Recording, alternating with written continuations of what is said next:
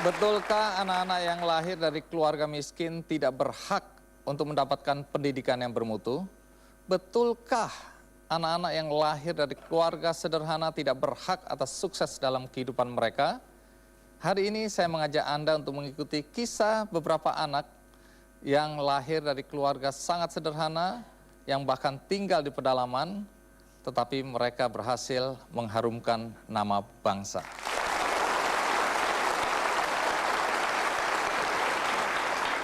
Saat ini di hadapan saya sudah ada 4 anak yang ganteng dan cantik-cantik, yang rambutnya mirip saya. Coba dari sini Christian, betul? Ya. Kemudian ada Kohoin, kemudian Demira dan Albertina. Mulai dari Tina ya. Tina, sekarang umurnya Tina berapa? 12. 12. Kelas berapa? 6. Kelas 6. Dengar-dengar pernah nggak naik kelas ya?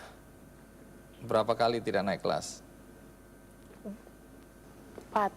4 kali tidak naik kelas. Tenang. Om 5 kali nggak naik. Tapi omong-omong, walaupun 4 kali tidak naik kelas, Tina baru-baru ini meraih medali apa ya? Perak. Medali perak. Untuk apa? Lomba apa? Lomba robot Lomba robot. Emangnya Tina tinggal di mana sih? di Papua. Di mananya? Di Timika. Di Timika. Kalau Demira, wah ini yang paling kecil ini. Demira umur berapa? 11. 11 tahun. Asal dari mana? Tolikara. Berapa jauh dari Wamena itu? Kalau berangkat pakai mobil dari Wamena ke Tolikara 4 jam. Sekarang kelas berapa? 5 SD. Kalau di Inaikta ya, dalam lomba itu Demira dapat medali apa? Perak. Perak. Untuk apa?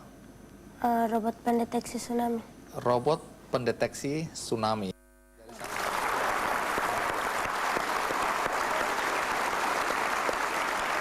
Ya. Berarti Demira sama Tina sama siapa? Yohana ya? Iya. Bertiga bikin robot pendeteksi tsunami. Kalau Kohoin, dari mana Kohoin? Sorong Selatan. Sorong Selatan. Kelas berapa sekarang? Kelas 6. Umur? 12. 12 tahun. Kohoin ikut apa? Lomba apa? ASMOP. Asian Mathematics Olympiad.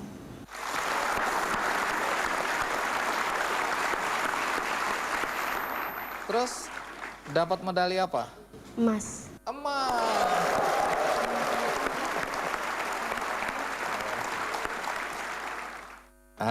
Ini satu-satunya laki-laki yang paling ganteng. Christian, sekarang umur? Sudah umur 12 tahun juga. 12 tahun. Kelas? 6 juga. Kelas 6 juga. Keempat anak Papua ini rata-rata berasal dari pedalaman dan mereka mendapatkan pendidikan seadanya dengan fasilitas juga seadanya ya. Tentu tidak bisa dibandingkan dengan anak-anak di sekolah-sekolah internasional di Jakarta misalnya. Tapi dalam kesederhanaan itu mereka datang ke Jakarta dan kemudian dilatih di Profesor Yohanes ya atau Yohanes Surya Institute, dan mereka berprestasi mengharumkan nama bangsa. Sebelum itu kita ikuti kisah tentang mereka berikut ini.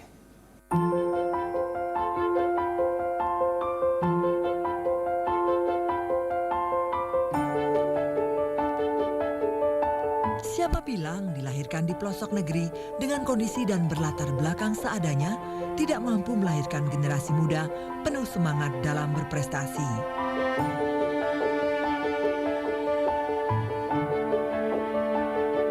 Lihat saja aksinya putra-putri Papua ini, Kohoin Marandei dan Christian.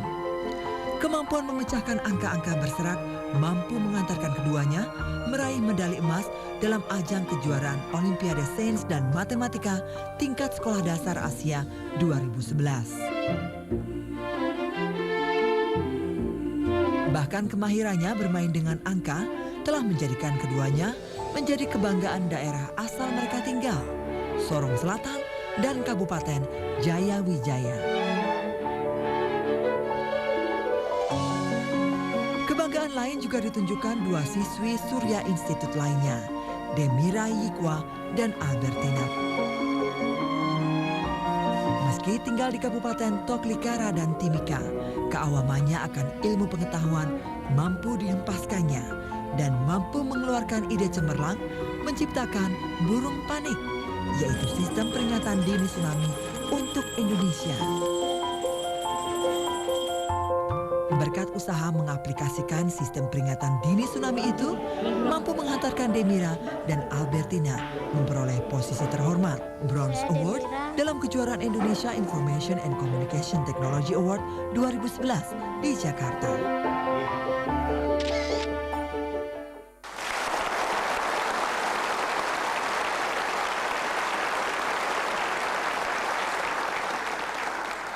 Kembali ke Christian. Kalau Christian dapat medali apa?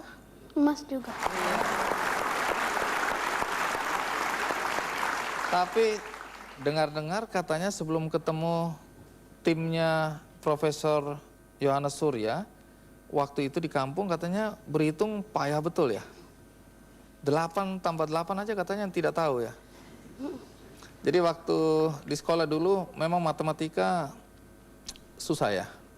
Kenapa sekarang kok bisa jadi dapat emas ya? Apa bedanya belajar di sana sama belajar di Jakarta? Kalau di sana itu belajar tapi cuma sampai jam 12 saja. Habis itu pulang main. Jadi ilmunya tidak terlalu banyak ya? Emang kalau di Jakarta belajar sampai jam berapa? Dari jam 8 sampai jam 12. 12 siang, terus istirahat? Terus istirahat sampai jam 1, lanjut lagi sampai jam 5.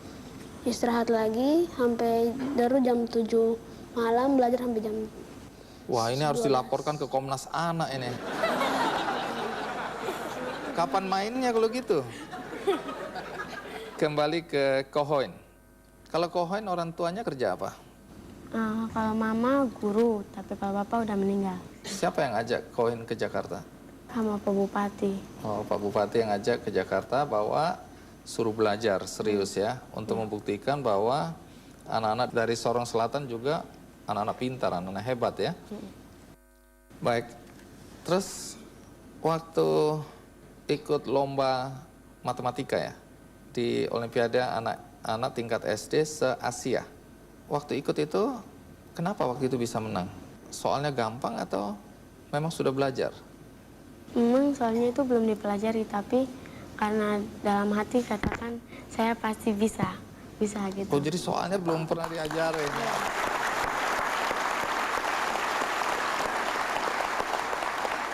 Itu lawannya dari mana saja itu lawannya? Dari Malaysia dan Filipina. Malaysia, Filipina, pokoknya se-Asia Tenggara ya? Atau Asia? Se-Asia. Baik, tentu Anda penasaran untuk tahu lebih banyak bagaimana mereka berlatih ya, dan bagaimana Profesor Yohanes Surya menilai anak-anak yang tadinya bahkan berhitung pun susah, tapi kemudian mampu untuk menerima pelajaran-pelajaran yang diajarkan. Bagaimana kisah mereka selanjutnya? Saya akan segera kembali.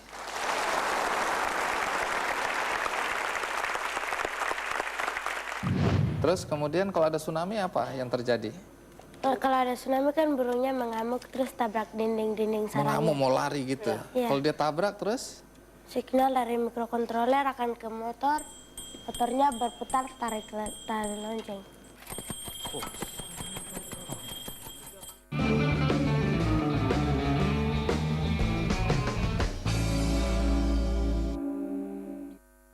Dipersembahkan oleh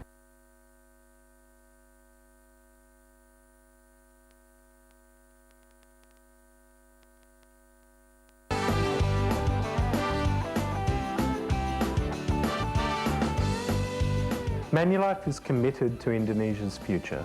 For 26 years, our mission has been to help our customers make their big financial decisions with our reliable and forward-thinking life insurance and wealth management solutions. Celebrating 2011 Insurance Day, Manulife is here for your future, your family's future and the nation's future. Mari berasuransi. Kami merasakan manfaat terbesar asuransi dari Manulife Indonesia saat almarhum suami saya, Gracia, jatuh sakit. Dengan kualitas dan pelayanan yang baik dari asuransi Manulife Indonesia, saya merekomendasikan asuransi Manulife Indonesia kepada keluarga dan kerabat. Kami berkomitmen tinggi untuk tetap menjaga kepercayaan para nasabah kami dengan menjadi penyedia jasa keuangan profesional. Kami ada untuk masa depan Anda.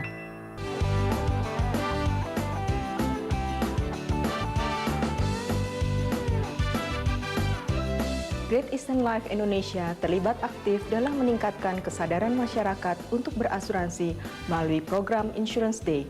Salah satunya adalah melalui program pendidikan di Indonesia. Dengan perencanaan yang matang, melalui program asuransi, kita bisa menyiapkan masa depan yang lebih baik bagi anak-anak kita. Mari berasuransi. Dengan pengalaman lebih dari 100 tahun, Great Eastern adalah grup perusahaan asuransi tertua dan terbesar di Singapura dan Malaysia. Great Eastern Life Indonesia berkomitmen untuk melayani nasabah dengan menyediakan produk-produk inovatif yang disesuaikan dengan kebutuhannya.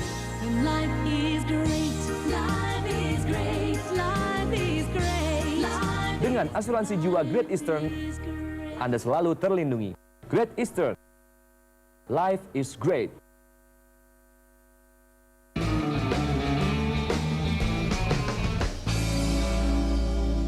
Dipersembahkan oleh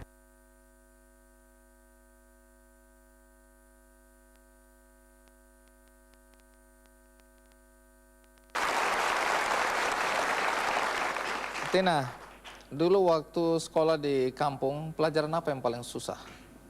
Matematika. Nah, terus bagaimana ceritanya kok sekarang ini sama Demira, Yohana bisa bikin robot? Siapa yang ngajar? Parisa. Parisa. Susah tidak bikin robot ini? Dalam kabelnya sih susah.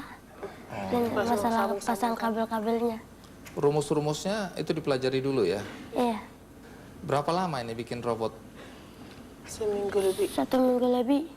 Oke, terus menurut juri apa yang istimewa dari robot ini? Istimewanya sih kan robotnya bisa memberitahu kalau ada tsunami begitu. Itu isinya burung betulan itu di dalamnya itu ya? Iya. Nanti burung itu yang teriak-teriak atau apa? Tidak, kalau ada tsunami pasti burungnya kan kayak mau ini keluar dari kandangnya itu. Oh, itu naluri burung ya?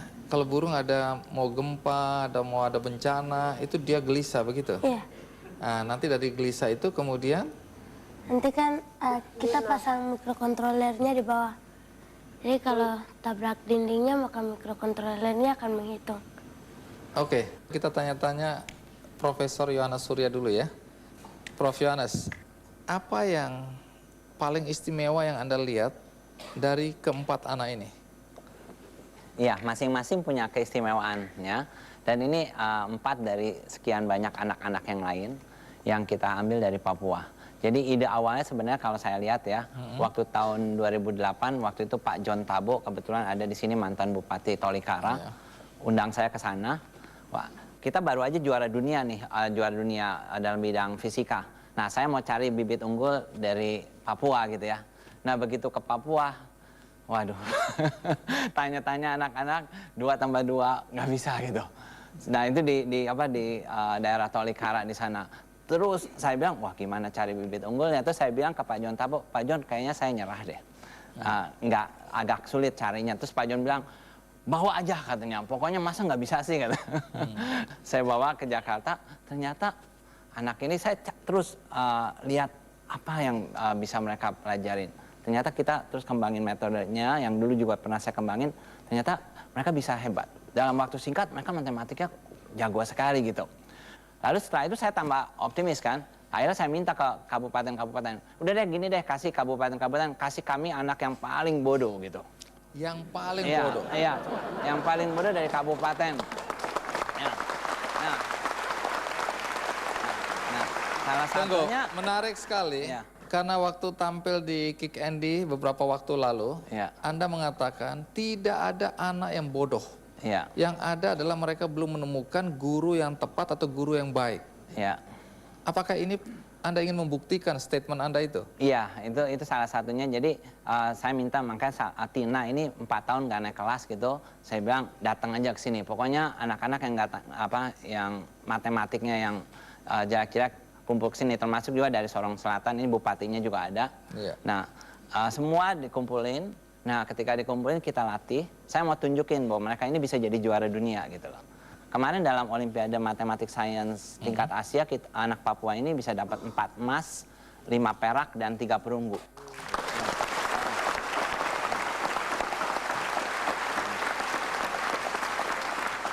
Kalau banyak orang mengatakan IQ itu menentukan. Boleh Anda jelaskan IQ anak-anak ini? Waduh, waktu tes IQ mereka jauh di bawah standar. Karena berapa? Mereka juga nggak bisa 62, 58 gitu. Lah saya 61. Saya sudah katakan bahwa IQ itu tidak menentukan segalanya. Karena gimana mau tes IQ, anak-anak ini nulis saja agak susah gitu, ngitung aja nggak bisa gitu. Gimana? Nah, jadi saya anggap ya kita nggak usah pikir tes IQ-nya berapa deh. Yang penting kita ajari mereka dengan metode yang benar, guru yang baik gitu ya, dan beri kesempatan pada mereka untuk ikut berlomba dan lain-lain. Terbukti bahwa mereka yang IQ-nya di bawah 100 ini bisa luar biasa gitu.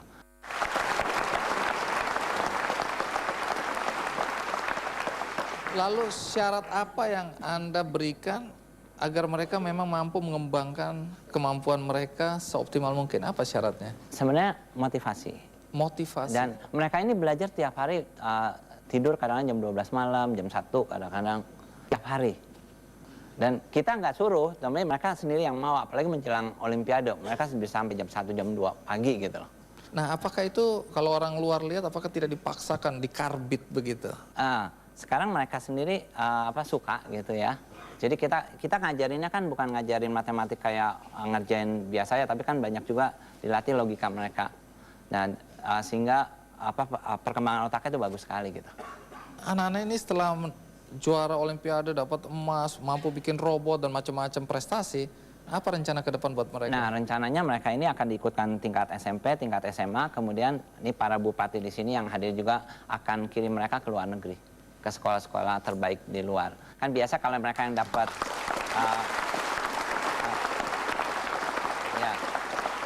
umumnya kalau mereka yang dapat medali emas di Olimpiade tingkat dunia, di MIT juga mau terima gitu loh. Terima kasih, Profesor Yohanes.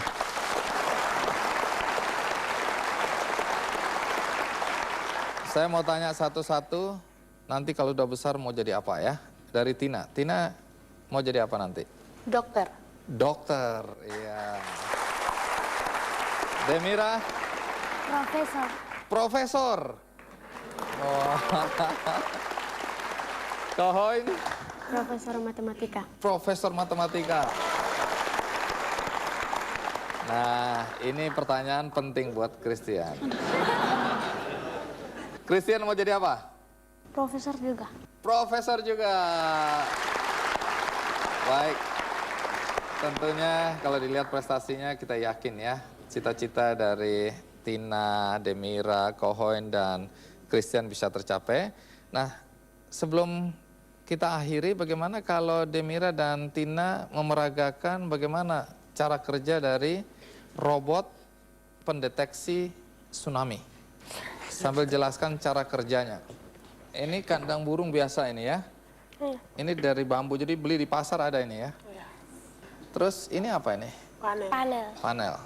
Untuk matahari. Iya. Untuk menggerakkan apa? Untuk mengisi baterai. Oh, ini pakai baterai ya di sini. Jadi dari sini baterai masuk. Terus kemudian kalau ada tsunami apa yang terjadi? Kalau ada tsunami kan burungnya mengamuk terus tabrak dinding-dinding sarangnya. Mengamuk mau lari gitu. Iya. Kalau dia tabrak terus? Ini kan kita pasang switch di setiap sisi sangkar. Oke. Ada 4. Kalau ini burungnya kalau tabrak pasti mikrokontrolernya akan menghitung. Terus? Akan menghitung kalau lebih dari 10 maka signal dari mikrokontroler akan ke motor. Motornya berputar tarik lonceng. Oh gini. Iya. Oke. Baik, Terima kasih Christian, Kohoin, Demira, dan Tina ya sudah berbagi dengan kita semua ada di sini.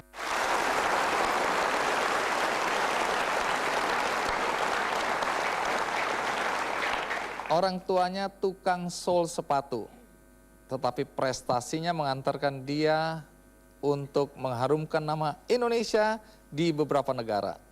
Siapa dia? Ikuti terus Kick Andy.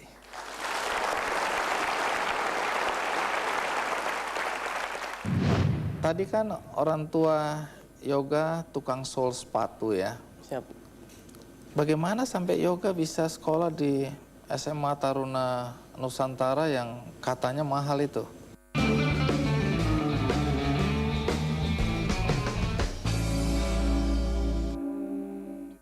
Dipersembahkan oleh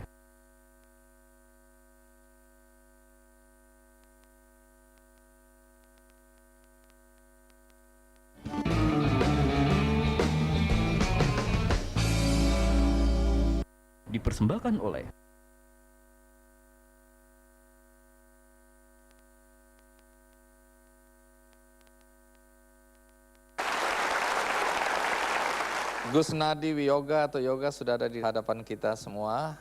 Apa kabar Yoga? Alhamdulillah baik. Yoga berasal dari mana?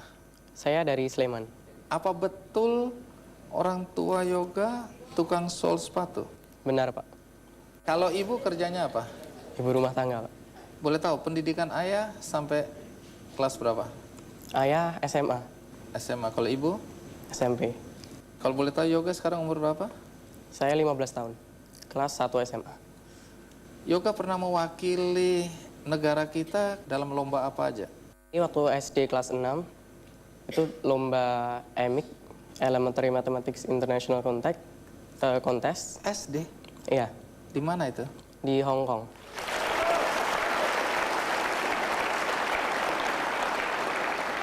Kemudian, waktu SMP kelas 1, saya masih mengikuti lomba EMIC juga di Thailand. Alhamdulillah mendapat medali perunggu.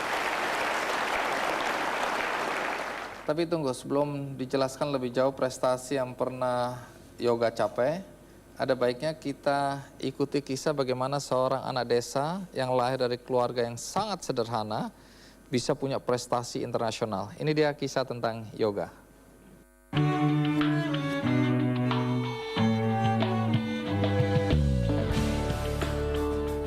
Sebagai pelajar sekolah menengah atas, Gus Nadi Wiyoga telah menorehkan berbagai prestasi dalam bidang kompetisi matematika internasional. Setiap tahunnya sejak tahun 2007, siswa yang akrab dipanggil Yoga ini selalu meraih medali di berbagai kejuaraan matematika. Yoga saat ini tercatat sebagai salah satu tim Olimpiade Matematika SMA Taruna Nusantara Magelang. Ia tak segan-segan berbagi ilmu dengan teman-teman sebayanya, bahkan hingga mengajari mereka. Kepintaran Yoga diraihnya berkat ketekunannya mengasah bidang yang memang sangat disukainya itu. Bahkan, Yoga akan terus belajar hingga larut malam di saat teman-teman asrama lainnya sudah terlelap. Sebagai siswa yang tinggal di asrama, Yoga memiliki segudang aktivitas. Terkadang ia membaca puisi dan bermain bulu tangkis. Bahkan di tengah konsentrasinya mempersiapkan lomba matematika, Yoga tidak malas melakukan pekerjaan rumah seperti mencuci dan menyetrika. Namun siapa sangka, di balik segudang prestasinya itu, Yoga hanyalah anak dari seorang tukang sol sepatu. Sesekali orang tuanya mengunjunginya di asrama, memberikannya semangat untuk terus berprestasi. Di rumah mereka di daerah Sleman, Yogyakarta, sang ayah, Sumardi, menggarap sol sepatu dan tas. Namun tidak setiap hari ia mendapat uang. Terkadang hanya diperoleh 20 hingga 30 ribu rupiah. Penghasilan itu untuk kebutuhan ekonomi keluarga beranak dua ini. Apapun akan dilakukan Sumardi agar anaknya maju dan menjadi pintar. Meski untuk itu, ia tidak mampu mengkursuskan Yoga di tempat kursus belajar. Namun dengan percaya diri dan penuh semangat, Yoga telah membuktikan ia mampu tampil dan mengalahkan anak-anak seusianya.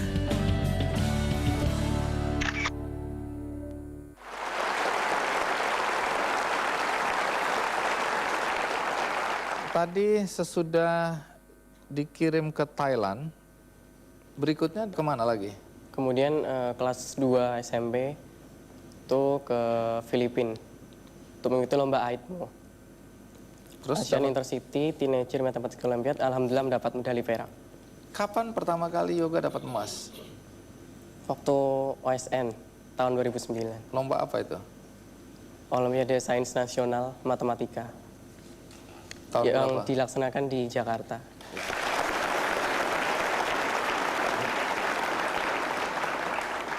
Pada tahun yang sama kalau tidak salah, Yoga juga ke Korea. Itu tahun 2010. Oh 2010 ke Korea. Ikut lomba apa di sana? Lomba IWMIC Invitational World Youth Mathematics International Contest. Dapat medali nggak? Alhamdulillah dari perunggu. Kemudian yang tingkat nasional, yang tingkat RSBI, awal tahun 2011 lalu di Surabaya, itu ada lomba Science Camp. Itu saya mengikuti dalam bidang matematika, alhamdulillah mendapat medali emas. Terus kemudian di Manado pernah ikut juga? Iya, itu yang terakhir kali ini di Manado. Dapat apa? Alhamdulillah medali perak. Jadi banyak sekali medalinya ya. Tapi di antara semua prestasi yang hebat tadi, prestasi mana yang paling mengesankan buat Yoga? Kalau untuk saya, yang paling mengesankan malah OSN tahun 2009 lalu. Kenapa? Karena itu medali emas pertama buat saya dan pertama buat SMP saya.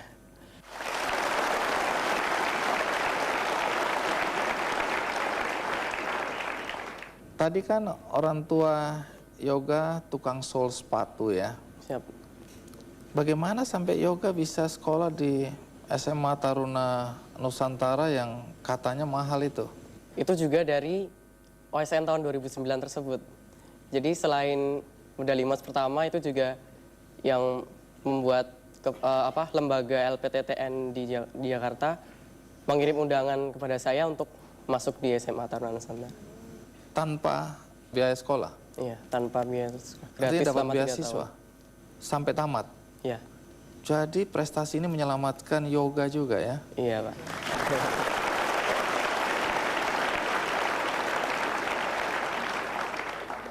Yoga dengan segala pengalaman sudah ke berbagai negara mewakili bangsa Indonesia, mengharumkan nama bangsa. Tadi Yoga secara terbuka mengakui bahwa orang tua tukang sol sepatu. Pernah nggak ada perasaan malu bahwa Yoga lahir dari orang tua yang relatif pekerjaannya sangat sederhana?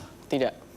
Kenapa tidak? tidak? Sama sekali. Justru saya malah bangga dengan pekerjaan orang tua saya yang pas-pasan tersebut. Saya bisa bangga, bisa membahagiakan mereka, bisa menaikkan derajat mereka di masyarakat.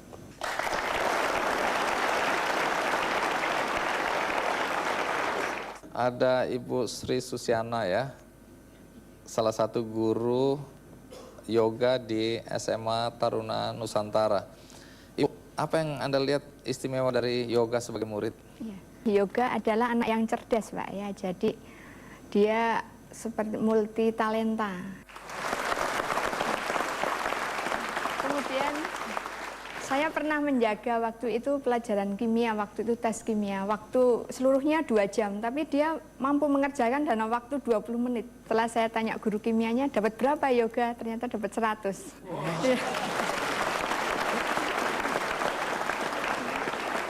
Tunggu dulu, sudah pernah dites IQ-nya berapa?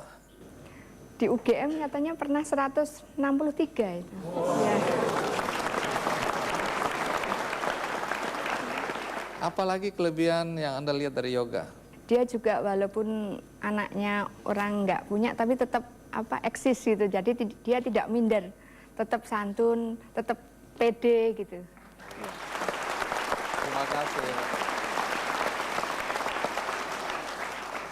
Dalam waktu dekat, apa lomba yang akan Yoga ikuti? Insya Allah IMO, Pak. International Mathematics Olympiad yang akan dilaksanakan di Argentina. Di Argentina. Tapi ini baru tahap seleksi. Baik, baru tahap seleksi, kita harapkan lolos ya. Insya Allah, Pak. Saya mau tahu komentar Profesor Yohanes deh, walaupun bukan anak didiknya. Bagaimana Anda melihat anak-anak seperti Yoga ini? Ini anak luar biasa sekali. Kalau bisa IQ 163 itu luar biasa. Anak-anak yang saya punya anak didik waktu itu IQ-nya 153, sekarang di MIT itu termasuk yang paling tinggi sekali nilainya di MIT. Jadi masa depan dia sepanjang pembinaannya baik dan benar, ya. Anda yakin dia akan sukses ya? Ya. Yoga, kamu udah diramalkan sama Profesor Yohanes Surya, kamu akan sukses loh. Amin. Satu hari kita ketemu di MIT ya. Amin. Baik, Yoga, terima kasih udah mau berbagi dengan kami semua ya. Allah ngasih ini tuh karena Allah itu sayang sama kamu gitu. Allah ngasih ini cuma ke kamu gitu. Kamu harus nunjukin kalau pemberian Allah ini luar biasa gitu. Ayo terus semangat gitu, ibu aja semangat gitu. Ibu aja mau didik kamu sampai kayak gini gitu. Kamu harus semangat gitu, bikin ibu bangga.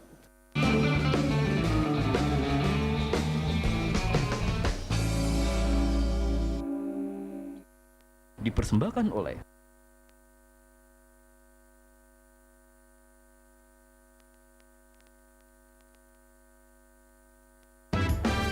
Prudential merasa terhormat dipercaya sebagai penyedia asuransi jiwa terdepan di Indonesia. Credo kami, always listening, always understanding, juga kami wujudkan dengan memberi kembali kepada masyarakat melalui program tanggungjawab sosial atau CSR. Visi industri untuk meningkatkan sadar asuransi dan CSR sejalan dengan visi Prudential. Sukses selalu untuk Insurance Day dan mari berasuransi. Terus Syariah dengan kekuatan berbagi. Berbagi membuka pikiran dan hati. Berbagi saling memahami perbedaan. Berbagi mampu menyatukan kekuatan untuk saling melindungi demi masa depan lebih baik. Terus Syariah, asuransi dan investasi berbasis syariah. Prudential, always listening, always understanding. As a life insurance company, AIA strongly supports Insurance Day 2011, activities to increase the protection among Indonesians. The awareness that we build today is to optimize the protection against risks that may occur. Education plays a strong role in disseminating the importance of life insurance to the community. Therefore, AIA is taking a leading role in building public awareness on the importance of self-protection. For a better future, we must give our families optimal protection. Mari berasuransi. Tiba yang wajahmu penuh dengan bahasa kasih yang terungkapkan dengan pasti dalam suka dan sedih. Setulus cinta dan kasih ibu yang melindungi di sepanjang kehidupan. AIA Syariah.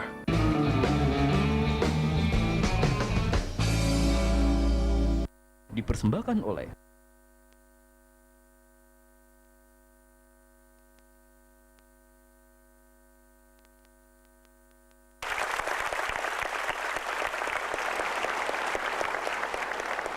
Lutfi Muawan sudah bersama kita. Lutfi, pertanyaan pertama, kamu berasal dari mana? Saya dari Balingga, Jawa Tengah. Orang tuamu kerja apa? Kalau bapak guru SD, kalau ibu penjahit. Berapa bersaudara Lutfi? Saya anak pertama dari 3 bersaudara. Menarik karena sejak duduk di bangku sekolah, Lutfi sering diejek, diolok-olok, bahkan dihina oleh teman-temannya. Apa yang menyebabkan Lutfi harus menerima cercaan, hinaan dari teman-teman? Dan mengapa kemudian ini yang membangkitkan semangat dia untuk berprestasi? Mari kita ikuti kisah tentang Lutfi. Nama saya Lutfi Muawan. Saya adalah penyandang cacat.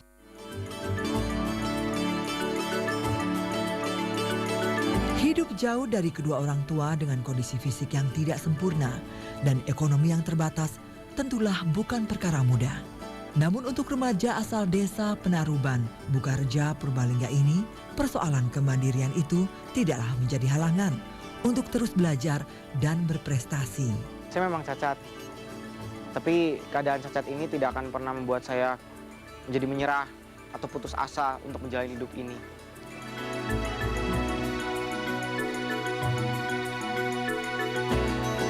Berkat keinginan kuat menimba ilmu, cita-cita masuk di sebuah universitas ternama pun mampu diraihnya.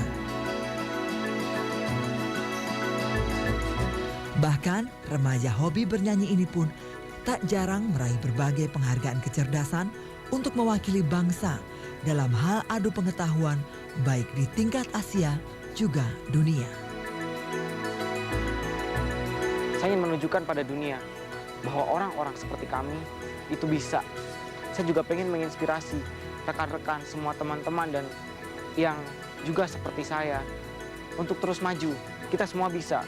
Saya ingin menjadi orang hebat agar saya bisa menginspirasi semua orang di dunia.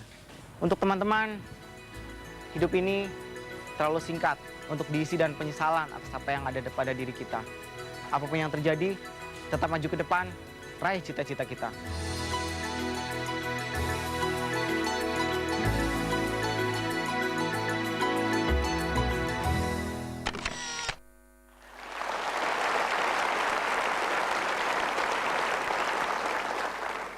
Jadi Lutfi sejak lahir punya kelainan di tangan ya?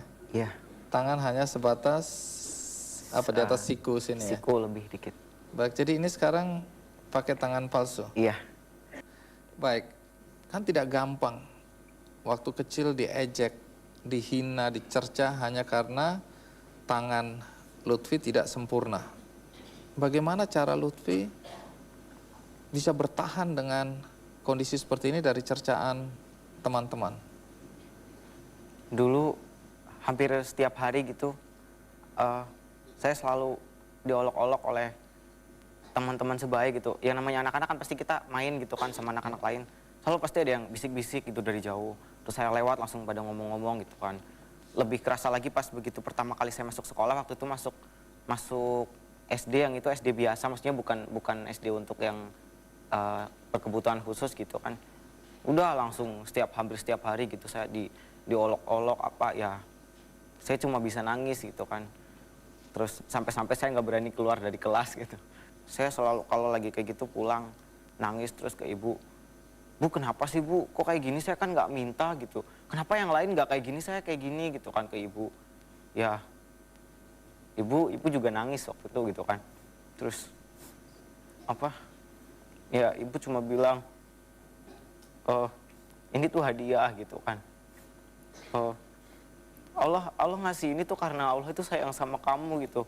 Allah ngasih ini cuma ke kamu gitu, gak ke yang lain. Kamu harus nunjukin kalau pemberian Allah ini luar biasa gitu. Ayo terus semangat gitu, ibu aja semangat gitu.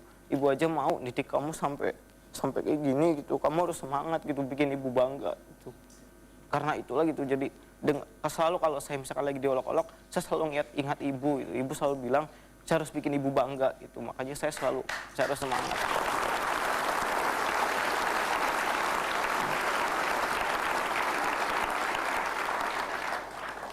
Kapan momentum di mana Lutfi merasa olok-olok, hinaan teman-teman atau ejekan dari teman-teman ini justru faktor yang membangkitkan semangat untuk maju? Waktu itu saya pernah lagi puncak-puncaknya down gitu kan, lagi udah benar-benar nggak semangat. Terus pas SMP gitu, saya cerita ke teman, saya kok gini ya gitu, ngerasa gini, saya beda gini-gini, nggak kayak kamu gitu kan. Terus dia bawa saya ke warnet, terus dia nunjukin ada video yang peselancar, dia itu juga seperti saya gitu, dia cuma punya satu tangan, tapi dia bisa gitu berselancar gitu. Terus dia juga ngasih tahu, kamu tahu Stephen Hawking kan? Iya tahu gitu. Nah dia tuh bahkan lebih parah dari kamu, dia nggak bisa ngapa-ngapain gitu, ibaratnya cuma tinggal otaknya aja kan yang hidup, dia nggak bisa gerak, nggak bisa apa, tapi dia bisa jadi orang hebat yang teorinya itu menggelegar gitu, semua orang di dunia tahu gitu. Jadi kamu harus bisa lebih gitu, kamu pasti bisa seperti mereka. Orang Stephen Hawking aja bisa, kamu pasti bisa, cuma nggak punya tangan aja, why not gitu. Terus akhirnya saya harus buktikan kalau saya tuh bisa gitu.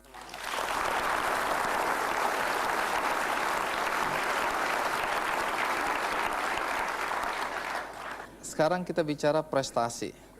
Prestasi pertama untuk tingkat nasional kapan itu? Kalau tingkat nasional itu pertama kali waktu SMA. Ikut lomba apa? Ikut lomba penelitian. Hasilnya apa? Penelitian saya itu membuat pengawet alami ikan laut pengganti formalin menggunakan ekstrak daun teh. Dapat penghargaan apa di situ? Ya, alhamdulillah waktu itu pas di nasional dapat gold medal, terus ikut medali emas ya? Iya, medali emas, terus ikut seleksi, alhamdulillah lolos jadi tim Indonesia untuk mewakili Indonesia di Rusia.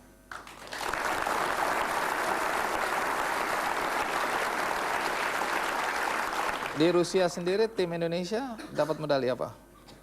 Tim Indonesia waktu itu dapat 1 emas, 2 perak, 2 perunggu, sama kalau nggak salah 3 special prize. Mana yang paling berkesan di antara sekian banyak lomba-lomba yang diikuti? Bagi saya yang paling berkesan itu waktu ke Rusia. Kenapa? Karena itu pertama kali saya naik pesawat.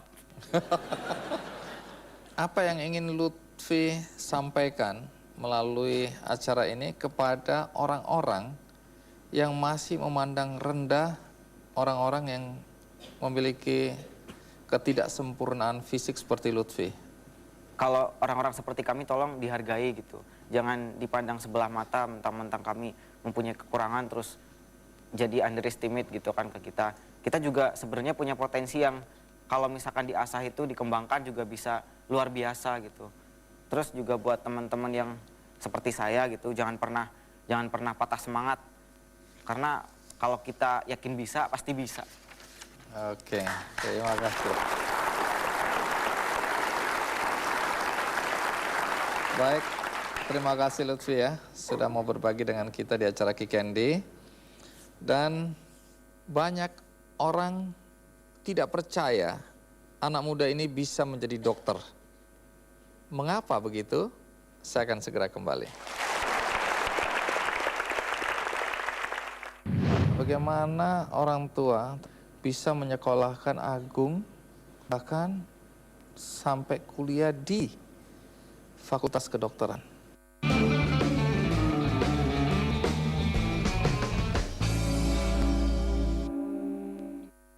Dipersembahkan oleh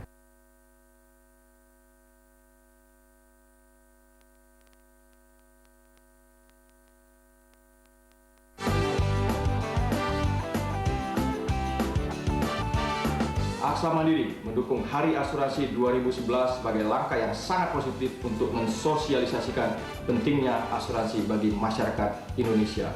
Dengan memberikan berbagai manfaat perlindungan, Aksa Mandiri mengajak masyarakat Indonesia untuk merencanakan masa depan dan mengantisipasi risiko-risiko finansial. Mari rencanakan perlindungan bagi keluarga dan aset Anda. Mari berasuransi. Mandiri dan Aksa bekerja sama untuk melindungi Anda dari ketidakpastian hidup. Bersama, kami membantu memenuhi kebutuhan darurat medis Anda. Kami mengembangkan aset Anda sehingga anak Anda mendapatkan pendidikan terbaik. Dengan jaringan kuat Bank Mandiri dan pengalaman global Aksa, kami memiliki keahlian untuk menjawab kebutuhan Anda.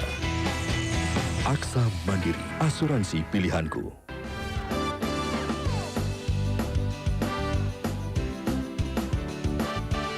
We are very proud that we participate and support the Insurance Day again with a focus on providing education for young generations. Through Allianz Peduli, we already rolled out a program, the Financial Literacy for Young Generations. Through insurance and with Allianz, we believe the future for young generations will be better. Mari berasuransi. Satu pengalamanku, di usia muda saya sudah terkena serangan jantung.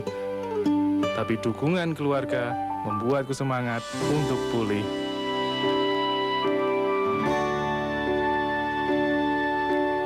Dalam hidup, apapun bisa terjadi. SmartLink dari Allianz adalah unit link yang memberi perlindungan jiwa termasuk perawatan 49 penyakit kritis.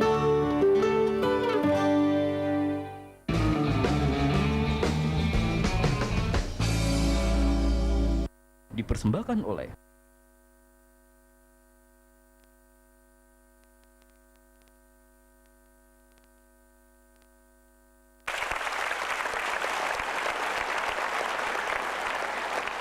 Sudah ada Agung Bakhtiar.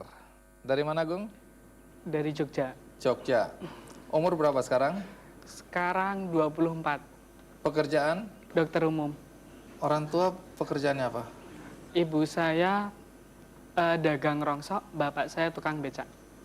Tentu Anda ingin tahu bagaimana kisah seorang anak tukang becak dan penjual rongsokan yang bisa jadi dokter. Ini dia kisah tentang Agung. Bercita-cita menjadi dokter adalah salah satu cita-cita anak-anak. Namun untuk kuliah di Fakultas Kedokteran, biayanya sangatlah mahal. Agung Bakhtiar lulus dan menjadi dokter dari biaya orang tua sebagai tukang becak dan penjual barang bekas. Ibunda Agung, Saniem, rela berhutang untuk menyewa kios di Pasar Terban Yogyakarta seharga 7,5 juta rupiah. Kios tersebut untuk modal jual beli barang bekas demi memenuhi biaya kuliah anaknya. Rp20.000 dari pendapatan rata-rata per hari wajib ditabung wanita kelahiran 1954 ini. Di lain pihak, Suyatno suaminya menarik becak dengan pendapatan Rp20.000 per hari di hari biasa. Jika musim liburan, Suyatno bersyukur Rp60.000 bisa dibawa pulang.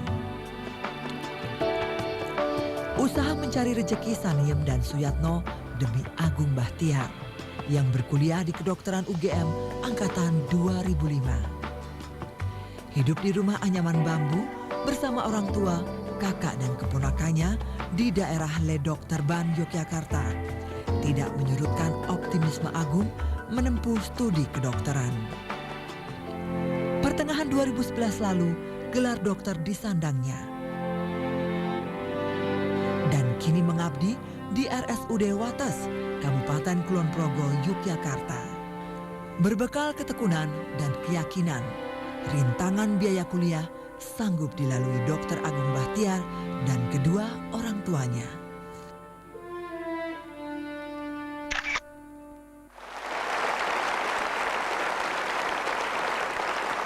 Gong, bisa cerita bagaimana orang tua bisa menyekolahkan Agung bahkan sampai kuliah di Fakultas Kedokteran?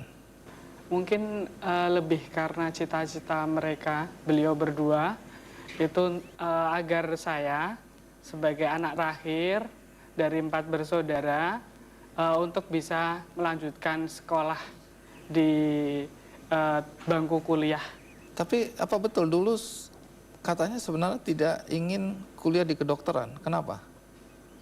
Dulu saya pengen sekolah di pertanian, atau sebelumnya sebenarnya saya nggak pengen kuliah. Karena waktu itu SMA saya idealis banget kalau orang yang sangat kaya itu wira swasta. Jadi saya pengen jadi wira swasta, pengen dagang rongsok juga waktu itu daripada kuliah. Regenerasi. Ya, tetapi ibu saya selalu bilang harus kuliah, harus kuliah. Gitu. Emang saya ibu kuliah, pendidikannya apa? ibu saya nggak sekolah. Tidak sekolah Tidak tapi ingin anaknya kuliah, Ya. memaksakan anaknya kuliah.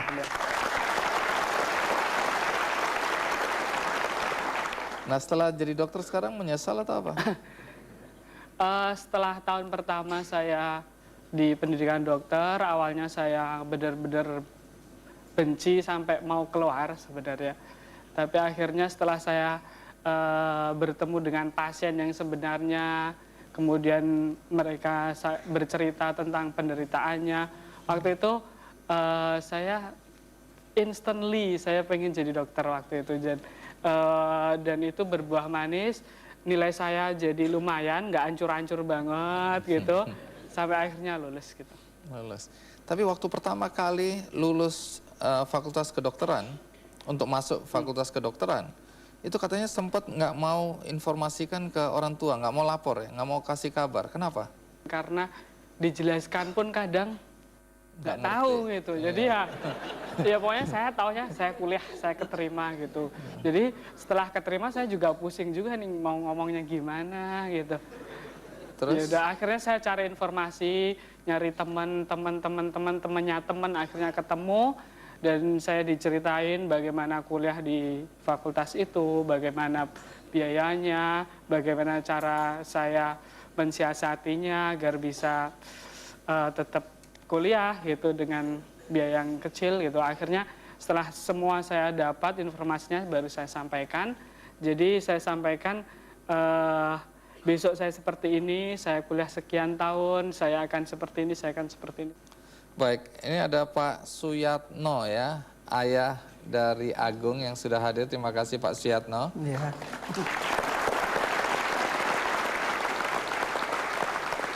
Pak Suyatno narik becak berapa tahun lamanya? Ya, mulai sekitar tahun 1975. Terus sekarang ini masih narik becak atau enggak? Masih. Masih narik? Iya.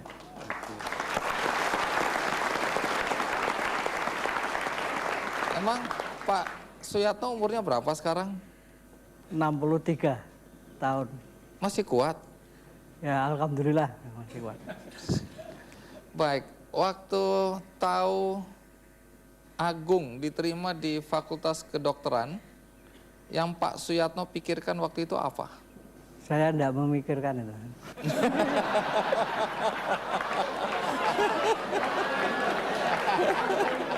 Dari pengalaman Pak Suyatno menyekolahkan Agung di Fakultas Kedokteran, pernah nggak merasa kemudian berat biayanya dan tidak mampu untuk membiayai? Ya, kadang-kadang mikir gitu, tapi ya saya terima apa adanya. Gitulah. Terus? Jadi tidak terlalu saya pikirkan. Iya. Iya. Berapa sih penghasilan Pak Suyatno sebagai penarik becak? Kadang ramai sampai liburan itu sampai 60 bisa bawa 60.000 kalau rame ya. Kalau sepi ya 30, 20 ya. Masih bisa menyisihkan uang itu untuk uang kuliahnya Agung? Kalau enggak cukup ya enggak menyisihkan. Dan nggak usah dipikirkan ya. Kalau kata Gus Dur, gitu aja kok repot. Tapi sekarang kalau lihat Agung sudah jadi dokter, bagaimana perasaan Pak Suyatno? Senang lah.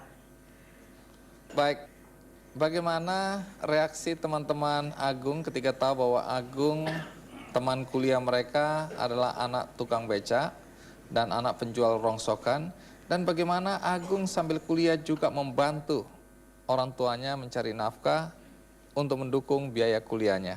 Ikuti terus Ki Candy.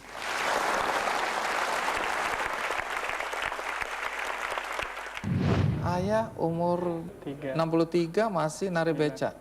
Sampai kapan Agung akan mengizinkan ayah Agung narik becak?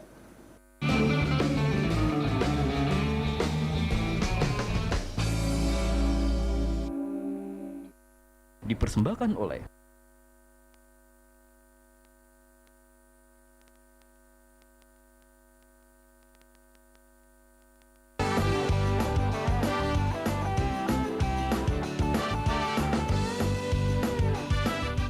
Dalam rangka peringatan Hari Asuransi, Asuransi Jiwa Bersama Bumi Putra 1912 mendukung edukasi asuransi ke seluruh lapisan masyarakat Indonesia.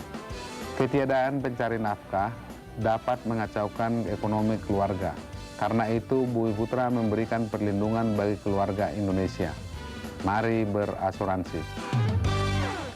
4 anak kita soal jadi sarjana, semua karena asuransi pendidikan Bumi Putra, Jo.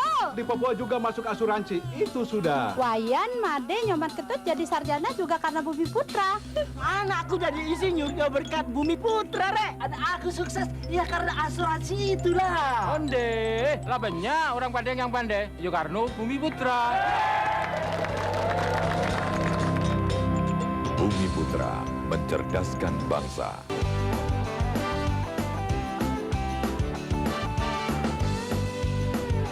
Jamsostek yang lahir 34 tahun lalu telah menyelenggarakan jaminan sosial dengan menggunakan antara lain mekanisme asuransi. Asuransi bisa memastikan ketidakpastian. Karena itu, marilah berasuransi.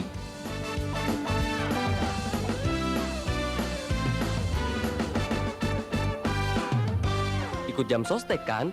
Pasti dong. Kan ada jaminan hari tuanya, kecelakaan kerja, kematian, dan pemeliharaan kesehatan. Pinjaman uang muka rumah juga ada. Beasiswa, pembangunan rumah susun, dan lain-lain. Oh ya? Imbal hasil jaminan hari tuanya lebih besar dari bunga deposito. Jelas kan? Hanya jam sostek yang paling oke. Jam sostek memang lebih baik.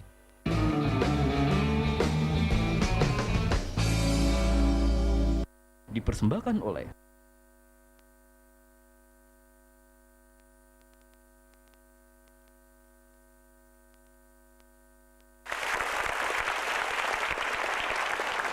Gong, apa reaksi teman-teman kuliah ketika tahu bahwa Agung ini anak tukang becak? Kalau dulu waktu kuliah mungkin teman-teman nggak begitu tahu orang tua saya pekerjaannya apa, karena jarang buat obrolan. Saya juga nggak tahu orang tua teman-teman saya apa. Cuman biasanya yang tahu beberapa teman dekat aja yang tahu, tapi ya biasa aja. Sambil kuliah bantu ibu juga ya, jualan barang-barang rongsokan itu? Dagang rongsok itu sebenarnya cita-cita saya waktu itu. Jadi karena yang mengajukan proposal itu sebenarnya saya, jadi saya sama ibu saya komitmen untuk menjalaninya. Dan itu usaha itu dimulai waktu saya mulai kuliah juga. Kalau suruh milih jadi pedagang rongsokan atau jadi dokter, mana pilihannya? Dokter.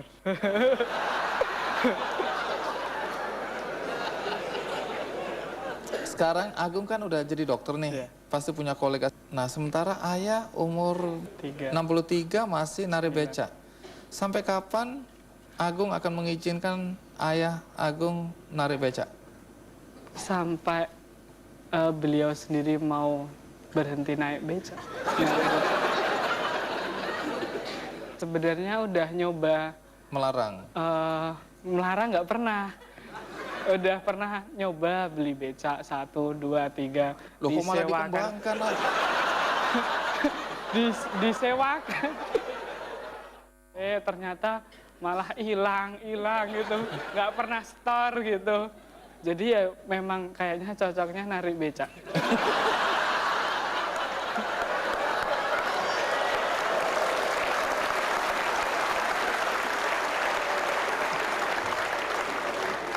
Gong, banyak anak-anak dari keluarga miskin yang merasa bahwa karena mereka lahir dari keluarga miskin, mereka seumur hidup akan miskin.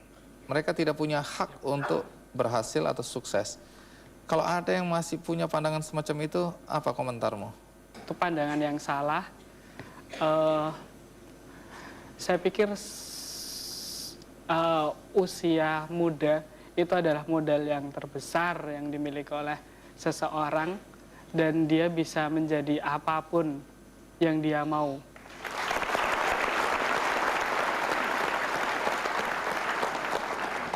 Gong, terima kasih ya.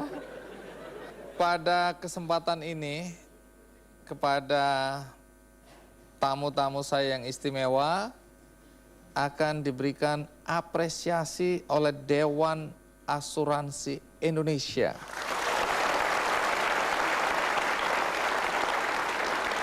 Apa bentuk apresiasinya? Kita minta Sumi untuk menyampaikannya. Sebagai bentuk apresiasi kepada 7 narasumber kita malam ini yang luar biasa, ada beberapa perusahaan asuransi malam ini akan memberikan santunan ya, berupa uang cash sebesar 10 juta rupiah.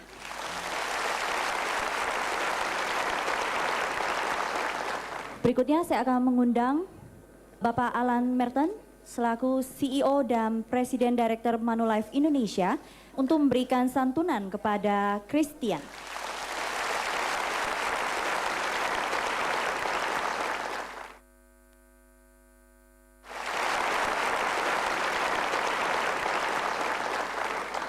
Berikutnya yang akan memberikan santunan kepada Ko Ho In Ibu Winda Cahyadi selaku Acting CEO Great Eastern. Kami persilakan.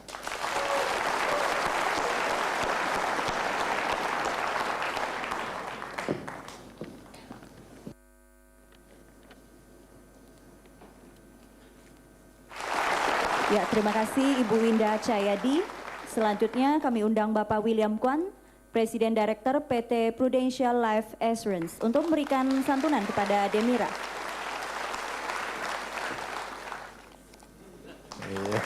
Ya, terima kasih Bapak William Kwan.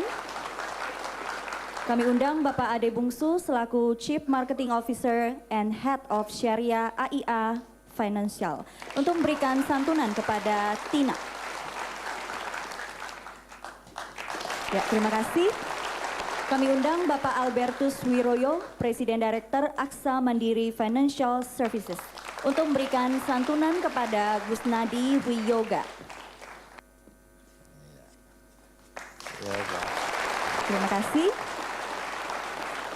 Selanjutnya kami undang Bapak Handoyo Kusuma, Deputy CEO Allianz Life Indonesia, akan memberikan santunan kepada Lutfi Muawan.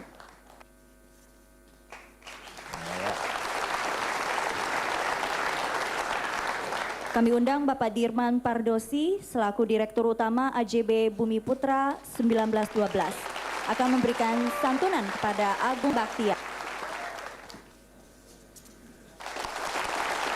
Ya, sekali lagi tepuk tangan untuk para pihak perusahaan asuransi yang telah memberikan santunan dan mudah-mudahan santunan ini bisa bermanfaat buat ketujuh narasumber kita malam hari ini. Baik, kebetulan Gong, di sini juga ada Pak Isa Rahmatawarta ya. Beliau adalah Kepala Biro Perasuransian Bapepam Kementerian Keuangan Republik Indonesia. Nah, Pak Isa, boleh tahu apa yang mendorong teman-teman di industri asuransi ini untuk mau memberikan apresiasi kepada tamu-tamu kita malam ini? Industri ini merasa perlu untuk memberi kembali apa yang dibutuhkan oleh masyarakat kita ini. Dan sejak tahun 2006 kita sepakat rasanya edukasi menjadi salah satu yang perlu diberikan atau diwujudkan rasa terima kasih kepada Indonesia ini. Yang kedua mungkin berangkat dari satu ironi ya yang dihadapi oleh industri ini. Di satu sisi industri ini kekurangan orang-orang baik, orang-orang yang pintar yang bisa bekerja di industri ini. Tapi padahal di sekeliling kita begitu banyak orang-orang yang punya bakat, punya kecerdasan luar biasa, tapi kurang mampu.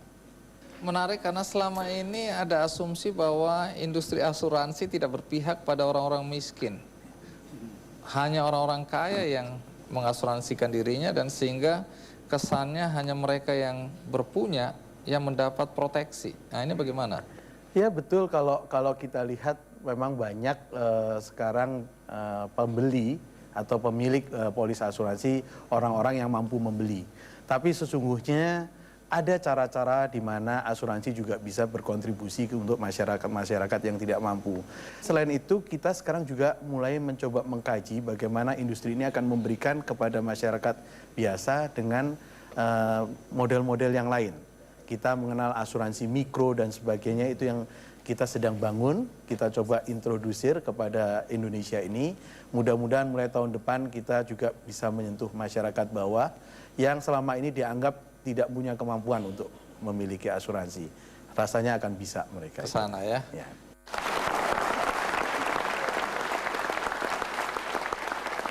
Satu lagi soal kesadaran masyarakat kita untuk berasuransi ya.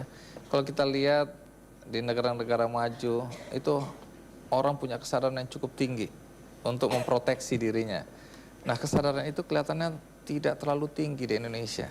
Menurut Anda apa faktor yang paling mempengaruhi sehingga orang-orang kita kelihatannya kurang percaya pada industri asuransi? Saya rasa pengetahuan masyarakat kita mengenai asuransi ini juga masih terbatas, masih belum baik. Karena itulah dalam acara-acara seperti ini kami juga ingin mengedukasi masyarakat bahwa asuransi itu baik untuk mereka, asuransi itu memberikan manfaat untuk mereka, sehingga mereka akan tertarik untuk mulai menggunakan asuransi.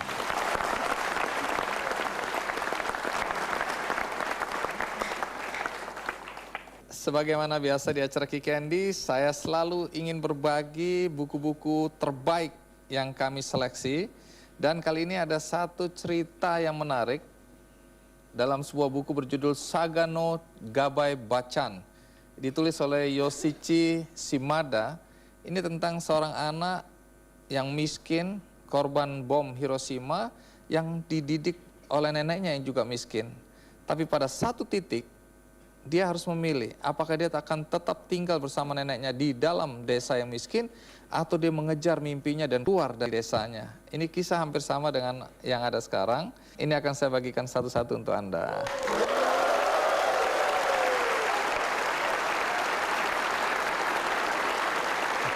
Bagi Anda di rumah, jangan khawatir. Sekali lagi Anda bisa mendapatkan juga buku ini gratis dengan mengakses website Kick Andy. Dan karena sekali lagi hari ini adalah hari spesial, maka semua tamu yang hadir di studio hari ini akan mendapatkan asuransi satu-satu dari semua perusahaan asuransi yang ada malam hari ini.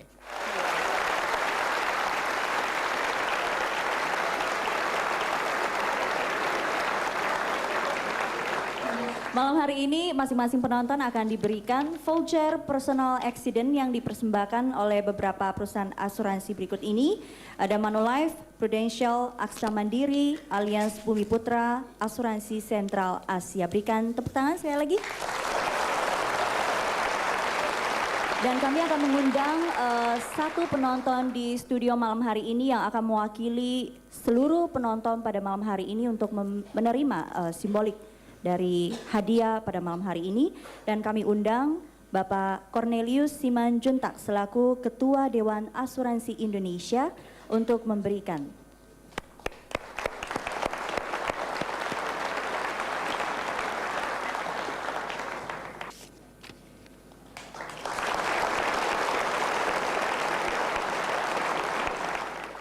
Demikian acara Kick Andy kali ini, semoga bermanfaat bagi kita semua. Sampai jumpa.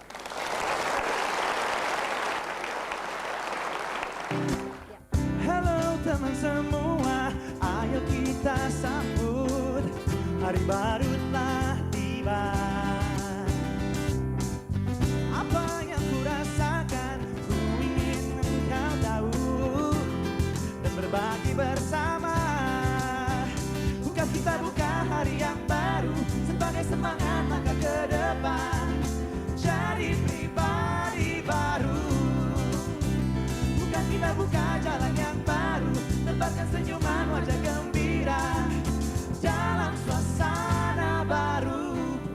Bukalah semangat baru, bukalah semangat baru, bukalah semangat baru.